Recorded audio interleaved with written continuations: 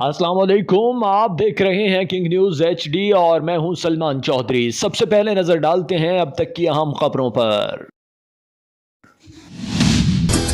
ملک بھر میں سیلاب سے ہزاروں بستیاں اجڑ گئیں، لاکھوں مکانات تباہ، انفراسٹرکچر بری طرح متاثر، مزید 34 افراد لقمہ اجل بن گئے، مجموعی تعداد 937 تک پہنچ گئی، 8 لاکھ کے قریب مویشی سیلاب میں بہہ گئے، ٹرینوں کی آمد و رفت شدید متاثر، ریسکیو اینڈ ریلیف آپریشن، متاثرین میں راشن اور بنیادی اشیاء کی تقسیم مزید تیز، بارشوں اور سیلاب کے متاثرین ہمارے تعاون کے منتظر، آگے بڑھیے اور مصیبت کی اس گھڑی میں ہم وطنوں کی مدد کیجیے۔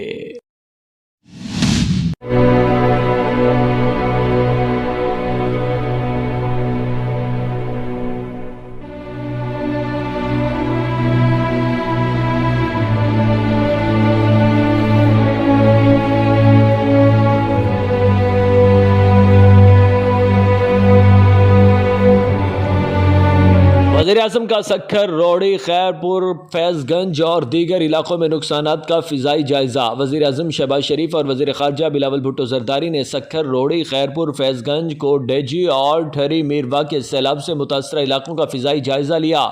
اس دوران وزیر اعظم نے ہیلی کاپٹر سے متاثرین میں امدادی سامان اور راشن بیگ تقسیم کیے۔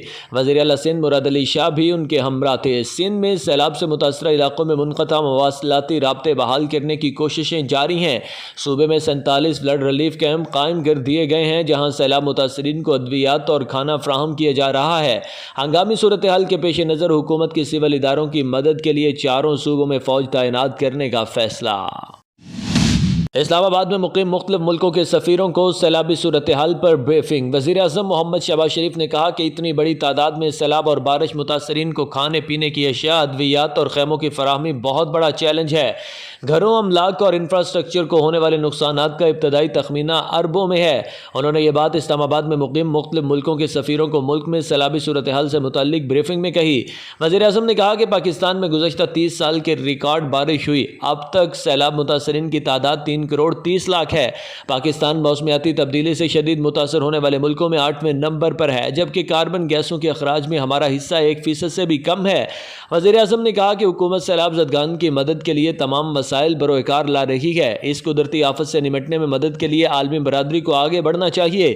متاثرین کو خیمے، مچھردانیاں، کھانے پینے کی اشیاء اور ادویات کی فراہمی کے لیے تعاون کی درخواست کی ہے۔ صدر ڈاکٹر عارف علوی نے پوری قوم، بیرون ملک مقیم پاکستانیوں اور عالمی برادری سے اپیل کی ہے کہ وہ سیلاب متاثرین کی مدد کے لیے آگے آئیں۔ صدر مملکت نے کہا کہ پاکستانیوں نے ماضی میں بھی غیر معمولی انسانی دوستی کے جذبے کا مظاہرہ کیا۔ آئیں ایک بار پھر حکومت اور متعلقہ اداروں کی امدادی کاوشوں میں مدد کے لیے دل کھول کر حصہ ڈالیں۔ انہوں نے کہا کہ عالمی برادری اور غیر سرکاری تنظیمیں متاثرین کو خیمے، خوراک اور طبی سہولیات کی فراہمی کے لیے اپنا تعاون پیش کریں۔ صدر ڈاکٹر عارف علوی نے کہا کہ میڈیا امداد کی فراہمی کی ترغیب دینے میں کردار ادا کرے۔ اب تک کے لیے اتنا ہی۔ مزید خبروں اور اپڈیٹس کے لیے دیکھتے رہیے کنگ نیوز ایچ ڈی۔